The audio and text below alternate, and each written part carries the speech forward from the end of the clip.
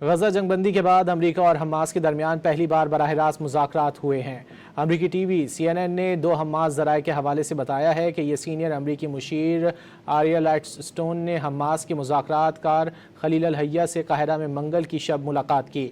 White house نے خبر پر تبصرے سے گریز کرتے ہوئے موقف اپنایا کہ وہ جاری مذاکرات پر تبصرہ نہیں کرتے۔ حماس کے چیف مذاکرات کار خلیل الحیہ ان رہنماؤں میں سے ایک ہیں جو پچھلے سال دوحہ میں اسرائیلی حملے سے بال بال بچے تھے۔ غزہ جنگ بندی کے بعد امریکہ اور حماس کے درمیان پہلی بار براہ راست مذاکرات ہوئے ہیں۔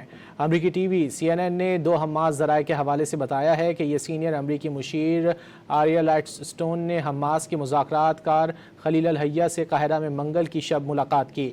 وائٹ ہاؤس نے خبر پر تبصرے سے گریز کرتے ہوئے موقف اپنایا کہ وہ جاری مذاکرات پر تبصرہ نہیں کرتے۔ حماس کے چیف مذاکرات کار خلیل الحیہ ان رہنماؤں میں سے ایک ہیں جو پچھلے سال دوحہ میں اسرائیلی حملے سے بال بال بچے تھے۔